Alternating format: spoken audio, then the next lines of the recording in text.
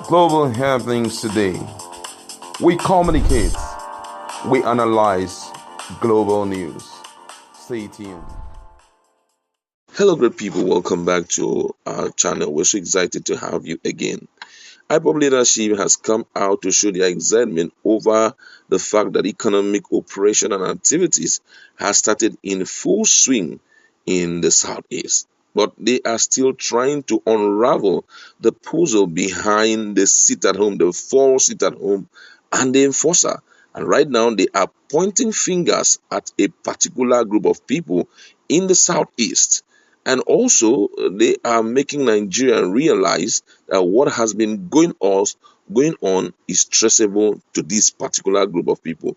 You're going to see the group of people they are talking about and what their intentions are. But before we continue, if you've not subscribed, kindly hit on the red subscribe button and also the bell icon so that you get notification anytime we publish our videos. The indigenous people of Biafra, IPOB, yesterday accused Southeast governors of benefiting from continued closure of markets and banks in the Southeast on the pretext of observing fake sit at home, allegedly ordered and being implemented by miscreants who wants to tarnish IPOB's name and paint a bad picture of its leader, Mazinam Kanu.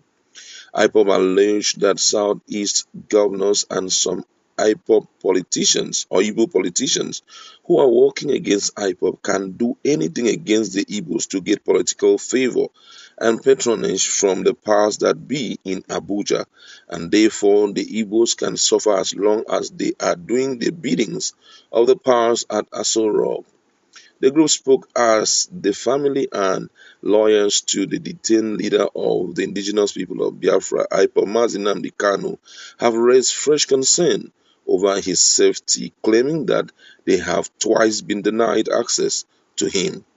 A statement by IPOB Media and Publicity Secretary Ma Powerful expressing IPOB's happiness for normal vernacular and human movement on Monday in the southeast and the desire of the group for full return of commercial and business operations in the zone, said the only southeast governors can explain why markets and banks have not returned to business on Monday, adding that IPOB has from inception condemned people sitting at home on Monday. According to IPOB's statement, we told you people that Southeast governors have hands in stopping our people from going back to their businesses because they want to use the opportunity to blackmail IPOB and Nnamdi Kanu. Some Southeast governors arrange UGM and cultists to intimidate our people, thinking they will destroy IPOB. But we are smarter than them, and we know some of their acts to destroy. We know some of their acts to destroy IPOB. They have never hide their activities to destroy IPOB and impress their slave masters in Abuja.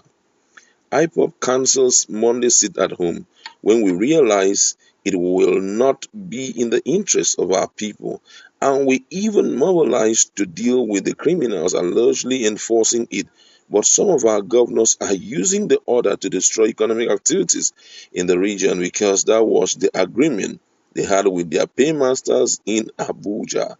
We therefore commend our people for coming out on Mondays to go about their businesses. We want the banks and other businesses to start coming out because the Monday sit at home is not sanctioned by IPOB. IPOB authorities have suspended it after the first week of its observation in August last year. Anybody enforcing it is an enemy of our people.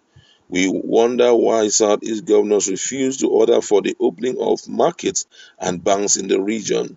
They know what to do to any bank that disobey their directives to commence operation, but they will not do the needful because they feel they can bring down IPOB and Nnamdi Kanu with blackmail-oriented sit-at-home. Now, this has caused a lot of reactions from Nigerians. Some people say that it is not a substantial a substantial statement, considering the fact that it was even the governors that will be losing out. Now, first of all, someone here is talking about the internally generated revenue, and the person says here that the internally generated revenue is what puts money in the pocket of most of our state governors. Why would they now call for seizure of markets and economic transaction on Mondays when they know the impact of such against them? I don't think that this is true, because the Southeast governors were the one battling out this thing. IPOB should face the miscreants who painted them black. But though I know there may be some element of truth, but I'm so sure that it is not the governors that were behind it. Another person here says Southeast have never done well as governors. Who are they to please their masters? But they shall all be put to shame in the name of Chukokike Abiyama Ise. Someone here say that's how Igbo act spontaneously before reasoning and would turn around blaming others for their stupid action. IPOB should have thought of the consequences of forceful sit at home they started. Another person here says, ever since the issue came on board, talking about sit at home, I knew that this whole thing would turn up against them. I'm so shocked that Igbos are not as smart as I thought they were. I knew very well that sit at home cannot stand, considering the fact that many of those who are Igbos earn from daily pay. So how can that stand? It was a way put forward to frustrate the people. Thank God that everything has been corrected. Another one here says criminals enforcing sit at home on Mondays must be arrested and charged for murder and other form of criminality in all Southeast states. Another person here say IPOB cannot be exempted from what has been happening on Monday sit at home. They gave the people of Southeast a promise that they were going to deal with those criminals who were behind the forceful sit at home. Up till today, we have not recorded one case of IPOB fighting down such people. Just a proof that they are actually the people behind it. Another person here says, let all effort be geared towards arresting self-acclaimed IPOB enforcer. Another person says, IPOB will never be a disaster. Rather, they are a blessing to Biafra. Someone here saying, indeed, IPOB will never be a disaster in Southeast. Keep supporting them, keep supplying them with keep financing them. One day, now you go cry. Maybe us go cry. We are off there enjoying ourselves. Another person here say, ha ha ha, IPOB, IPOB, IPOB, blame here, blame there. Who are the miscreant, governors or IPOB? Have you gotten that saying? He said, have you gotten the saying that those in glass house don't play the game of throwing stones? IPOB seems to be in disarray.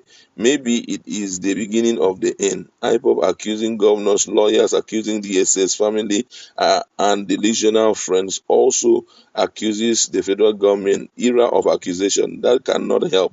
This is the beginning of your disintegration and failure as long as you arrogantly refuse to heed the advice of the elders.